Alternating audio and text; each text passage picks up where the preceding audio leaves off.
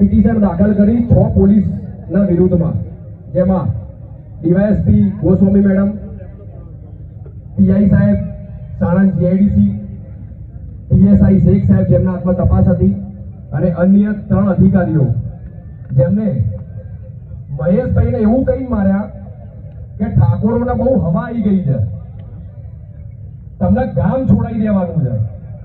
જ્યારે ગુજરાતના home minister જે અત્યારે નાયબ મુખ્યમંત્રી બની ગયા છે, એ એવું કહેતા હતા થોડા દિવસ પહેલા કે કાયદામાં રહેશો તો ફાયદામાં રહેશો, કે એમના માટે આ પોલીસ માટેનું શું તંત્ર છે. મને જરા એ કહેશો કે એ લોકો કાયદામાં રહેશે કે નહીં, એનો જવાબ હું પબ્લિક જોડેથી માંગવામાં રહું છું કે આ લોકો કાયદામાં રહેશે કે નહીં, એનો જવાબ મને પબ્લિક આપે. શું કરવું જોઈએ? સસ્પેન્ડ કરવા જોઈએ? અવાજ બરોબર નથી આવી રહ્યો. કાયદેસર સર્વિસ થાય. પાછળ તો જાણે કોશક કોઈના વાતની ખબર જ નથી એવી વાત થઈ રહી છે. હાથ ઊંચો કરી જરા કહો મને કે મહેશભાઈને ન્યાય મળવો જોઈએ. હવે મને લાગે કે મારા ઠાકોરો ઊંઘમાંથી થોડા ઊભા થયા છે.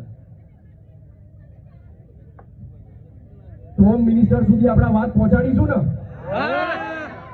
કે આ મહેશભાઈને પોલીસે જે 5-25 રૂપિયા નથી લીધા, ના કોઈ રિમાન્ડ લીધા, 5 કલાકમાં મહેશભાઈ ઉપર એવો શું પ્રેમ આવી ગયો પોલીસને કે બપોરે 2 વાગે પોલીસ સ્ટેશન લઈને આવ્યા અને ડીવાયએસપી ઓફિસ તપાસ કરવાના લઈ જઈને બાને એમને આટલો બધો ઢોર માર માર્યો. એવો સવાલ પૂછીશું ને આપણે, તો મીડિયાના માધ્યમથી હું કહીશ હોમ મિનિસ્ટર સાહેબને કે જરા કાયદો છે ને એ તમે આ સરકારી અધિકારીઓને બી શીખવાડો. આજે પીડિત સમાજને આટલો બધો હેરાન ના કરશો. બાકી એક કહેવત છે કે સ્પ્રિંગને જેટલી દબાવો ને એટલી વધારે ઉછળે, ખબર છે ને? તો આ ઠાકોર સમાજ છે ને પીડિત સમાજ છે, એને વધારે એટલું ના દબાવશો. જે ઉછળશે ને એ દિવસ આ ગુજરાત કે હિન્દુસ્તાનની કોઈ પબ્લિક એને રોકી નહીં શકે.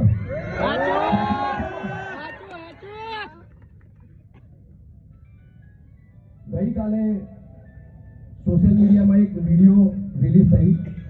જમાવટ કરીને એક વિડીયોમાં એક 7-8 વર્ષની દીકરીનું ઇન્ટરવ્યુ ચાલતું હતું. એ દીકરીને સવાલ પૂછવામાં આવ્યો કે બેટા તારે ભણવાનું છે કે નહીં?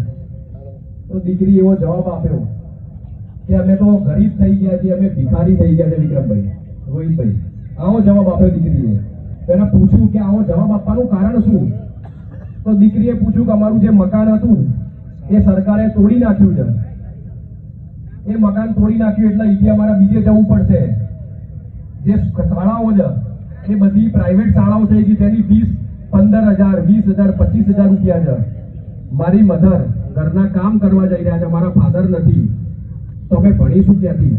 આવી બધી અડધો-પોણો કલાકની વાત હતી. હું શોર્ટમાં એની રજૂઆત કરું છું.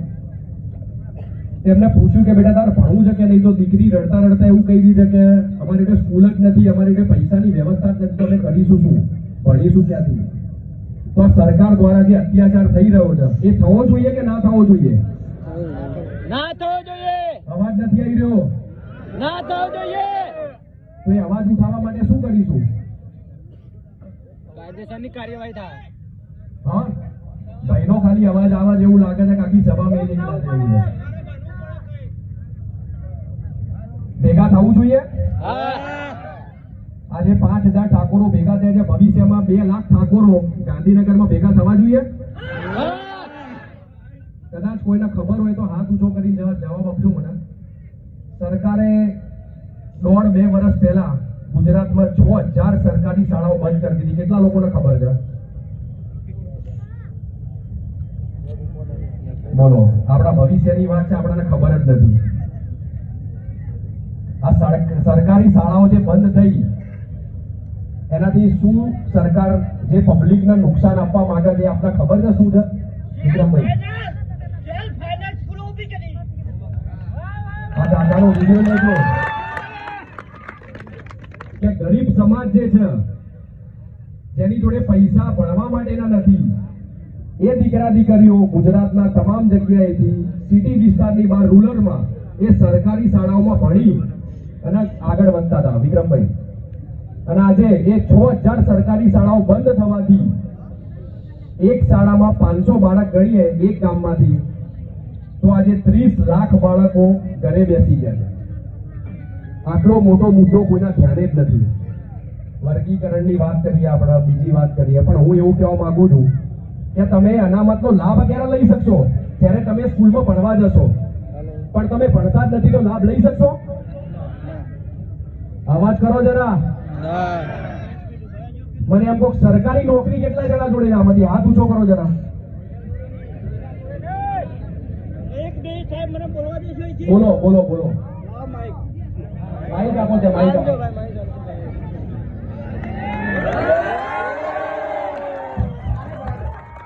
ભાઈ શાંતિથી સાંભળજો જરા. સ્ટેજ ઉપર બિરાજમાન છો વડીલો, માતાઓ, ભાઈઓ, બહેનોને ભૂલકાઓ, સાહેબ જે ઉચ્ચ સ્ટેજ ઉપરથી વાત કરી રહ્યા છે એનું સમજાવવામાં હું વાત કરવા માંગુ છું કે સરકારની સામે કોઈ પણ સરકાર હોય એને સાક્ષી દેશી ખાસ દેખાય જય મુરાજી એને સાક્ષી દેખા છે. આ સરકારની સામે 17 દિવસ સુધી 17 days સુધી ગાંધીનગરની માંગ ગુજરાતની માંગ અને આંદોલન કરેલું અને આ સરકારની સામે હોળનો લડ્યો હું મળ્યો હતો અને 5 દિવસની માંગ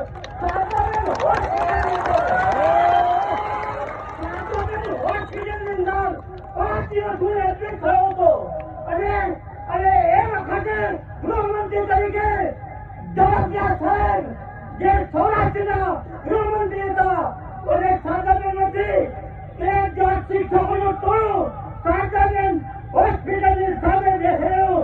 મને તેનો વિસ્તાર છે અને જે તમે ઠાકોર સાહેબ, હું થોડી ગામનો પંજાબી ઠાકોર, હું હોળીનો નાગર બન્યો હતો અને એ વખતે માધુરી શિક્ષક બોર્ડની અંદર 25 વર્ષની 72 old 25 વર્ષની ગુજરાતની અંદર ઠાકોર સભાનો જંગો હોય. આજે હું નીચે બેઠો છું ત્યાં તે મારા યુવાન ભાઈઓ બહેનો તમે જાગો અને મારી જિંદગી લડવાની અંદર તમને ખરેખર વાતો કરવા માંગુ છું. એ વીર ભાઈને વીર જો ખરેખર આપણે કોઈ પણ મારો આપણને સત્ય પગી ચાલીશું. આપણે કેમ આપણે ધર્મમાં આપણે સમાજ આપણે ધર્મ બોલાવીએ. ભાઈ ડોક્ટર બોલે જાગીને વાંચતો કે હિન્દ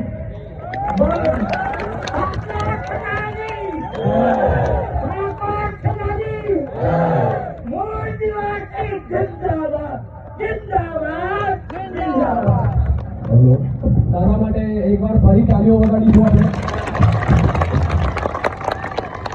આ જ રીતે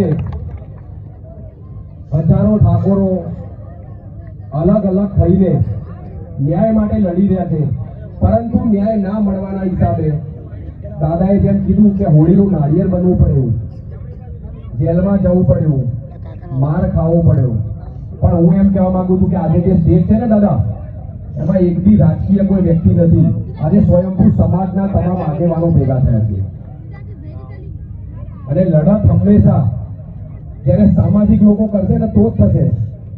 કેમ કે આ સમાજ જેને ગાંધીનગર મોકલી દે છે ને એના પછી સમાજની યાદ રહેતી.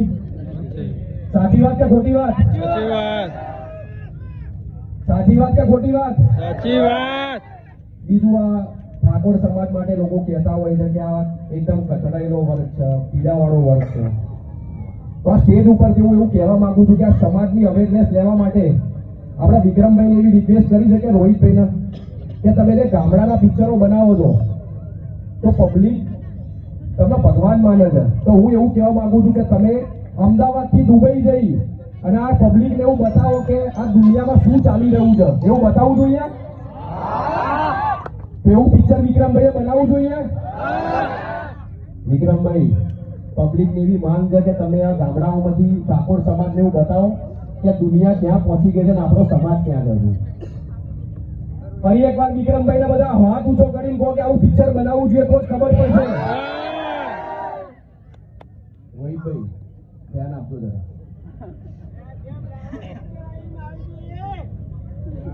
લાલો પિક્ચર આવ્યું એમ મારે આવું જોઈએ. હા, અર્બન મૂવી અત્યારે બહુ ચાલી રહ્યું છે. કેશવનગરમાં જે ઠાકોરોનું મકાન તૂટ્યા એ બી પીડિતો સભામાં હાજર છે.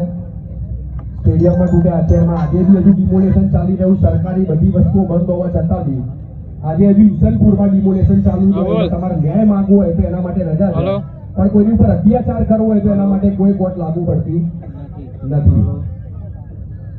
વિરમગામમાં મકાન તૂટ્યા, ગાંધીનગરમાં તૂટ્યા, ઈસનપુરમાં તૂટ્યા. તો હું આ સરકારને એવું કહેવા માંગુ છું આ મંચ ઉપરથી કે ઠાકોર સિવાય બીજું કોઈ દેખાતું નથી. હા, સાચી વાત ને? તો એક કરવા માટે શું કરવું પડશે જરા સજેશન આપી દો.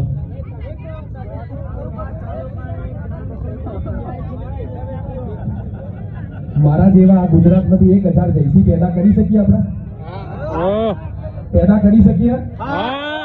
ગુજરાતના 33 જિલ્લા અને 259 તાલુકા જે છે એમાંથી દરેક એક જયસી પેદા કરી શકીએ આપણે?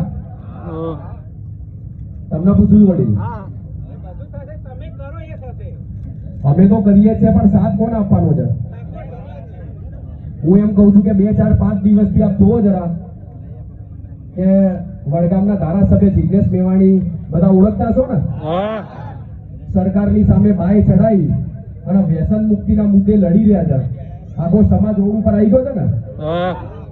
તો જયારે ઠાકોર ઉપર અત્યાચાર થાય તો કેમ આપણા સમાજમાંથી કોઈ બહાર નથી નીકળતા?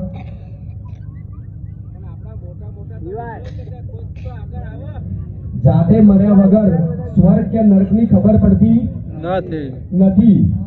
લોકોના ભરોસે રહેવાનું પહેલા તો બંધ કરી દો અને જાતે જ નક્કી કરો કે મારી લડાઈ મારી જાતે લડવાની છે, તો જ તમને ન્યાય મળશે. અને એના માટે શું કરવું પડશે?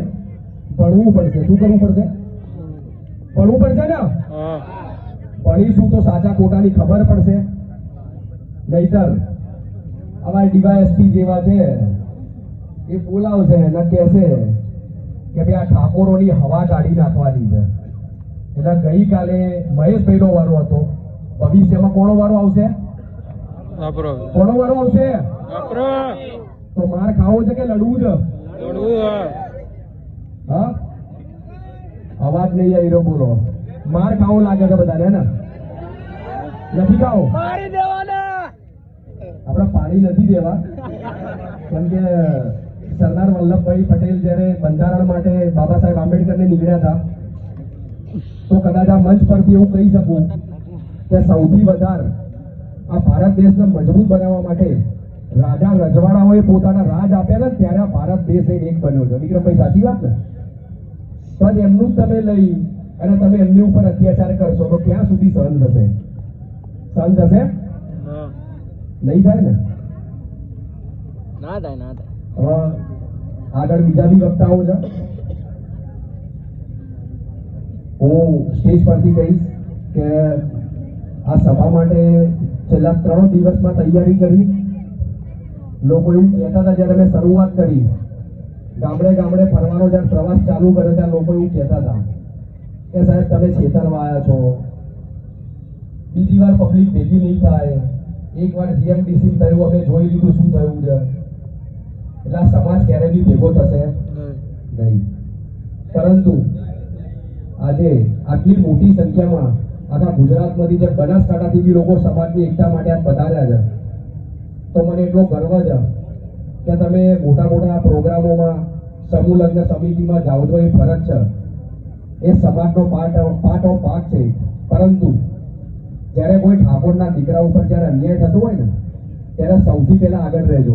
કોઈને એવું ના કહેતા તમે આગળ જાઓ ને હું પાછળ જાઉં, તારા કાકા જેવું થશે. સાચી વાત કે ખોટી વાત? સાચી વાત. તો જ્યારે પણ અન્યાય થાય ત્યારે દરેક લડત લડીશું. તો કેટલા લોકો મને સાથ સહકાર આપશે? જરા હાથ ઊંચો કરજો. સૌ સાથે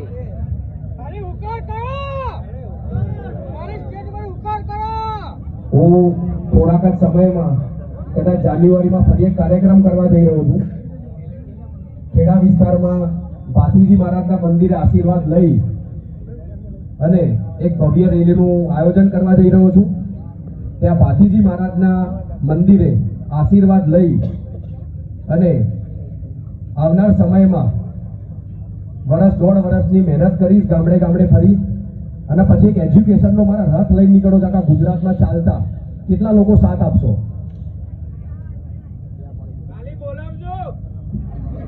આવા 1000 યુવાનો ભેગા થઈ જાય તો દરેક વસ્તુ સક્સેસ થઈ જાય ને. તો એવું કહેવા માંગુ છું કે હું ઇન્સ્ટાગ્રામમાં જેટલા બી સામાજિક કાર્યક્રમોની લડત છે તમે જોઈ શકો છો. જયસિંહ રાઠોડ કૌંસમાં ઠાકોર, એ ઠાકોર શબ્દ એટલા માટે એડ કર્યો કે રાઠોડ કરતા ઠાકોર કહેવાનો ગર્વ અલગ છે. વિક્રમભાઈ, સાચી વાત ને? તો હું એવું કહેવા માંગુ છું કે સામાજિક જેટલા બી કાર્યક્રમો કરું છું એને આપ જોઈ શકો છો. અને પહેલા મહિનામાં જે હું કાર્યક્રમ કરવા જઈ રહ્યો છું એનું ટૂંક જ સમયમાં હું મીડિયાના માધ્યમથી, મારા સાથી મિત્રોના માધ્યમથી, સ્ટેજ પર બિરાજમાન જેટલા બી મારા આગેવાન છે દરેકના આગેવાનોના સપોર્ટથી, મારા ભાઈઓના સાથ સહકારથી હું કહીશ કે જાન્યુઆરીમાં કઈ તારીખે આપણે કાર્યક્રમ કરવો છે. તો ખૂબ મોટી સંખ્યામાં આવો ત્યાં, અને ત્યાંથી એક સંકલ્પ લઈએ કે આખા ગુજરાતની અંદર ખૂણે ખૂણે જે એજ્યુકેશનનો રથ લઈને નીકળવો છે, અને જે 6000 સરકારી શાળાઓ બંધ થવાથી 30 લાખ બાળકોનું જે ભવિષ્ય ખોરવાઈ ગયું છે એને ચાલુ કરવા માટે સરકારની સામે આપણે રજૂઆત કરીશું. ખૂબ મોટી સંખ્યામાં કરવાથી કોઈ વસ્તુ ઇમ્પોસિબલ થતી નથી. કારણ કે આપણે જોઈ શકીએ છીએ કે પટેલ સમાજમાં હાર્દિકભાઈએ જ્યારે એક આંદોલન કર્યું ત્યારે 10% રિઝર્વેશનનો મુદ્દો લેવો હતો, તો જીએમડીસી ગ્રાઉન્ડ આખું ભર્યું. તેમને 10% રિઝર્વેશન મેળવી નહીં રહ્યા. તો હું એ જ કહું છું કે આપણે 6000 શાળાઓ જો ચાલુ કરાવીશું તો ઠાકોર સમાજ સિવાયના બી જે અન્ય સમાજના લોકોના બાળકોનું ભણતર ખોરવાઈ ગયું છે, જેમની પાસે ભણવા માટેના પૈસા નથી, તે લોકોનું ભવિષ્ય બી આપણા સમાજ માટે ઉજ્જવળ થશે. કારણ કે આંદોલનનો નિયમ એક એ છે કે જે સૌથી વધુ જેની વસ્તી હોય તે લોકો જ કરી શકે. તો ગુજરાતમાં આપણી વસ્તી કેટલી હશે મને જરા કહેશો? ગુજરાતમાં આપણી વસ્તી કેટલી હશે?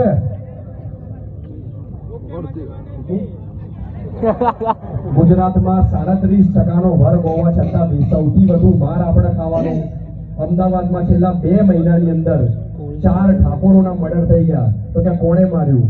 તો આપણને ખબર પડે કે આપણા ઠાકોરના દીકરાએ ઠાકોરને મારી નાખ્યો. તો એના માટે આંદોલન બી કેવી રીતે કરવાના જરા બતાવો મને. ભાઈ તો તલવારનો જમાનો ગયો, એને હાથમાં પકડો. અને દર વર્ષે જયારે શસ્ત્ર પૂજનનો ટાઈમ આવે અને તલવાર પર જે ચાલના કરી અને એના વિક્રમભાઈ માળિયામાં ચડાવી દઈએ છે, અને બીજા વર્ષે ફરી આપણે માળિયામાંથી તલવાર કાઢીએ અને ફરી ચાલના કરીને ફરી મૂકી દેવી. એના કરતા આ વખતે એક સંકલ્પ લો કે એક હાથમાં તલવારના ચાલના કરો, એ આપણો ધર્મ છે, પણ બીજી હાથમાં એક પેન રાખીને એની ઉપર બી ચાલના કરો તો ખબર પડશે કે અન્યાય થાય છે તો એની સામે લડવું કેવી રીતે. કરીશું ને આવું આપણે? તો હું મહેશભાઈના પરિવારના લોકોને કહીશ કે જરા સ્ટેજ ઉપર આવો 2 મિનિટ માટે. મહેશભાઈ ઠાકોર, કોરજ ગામના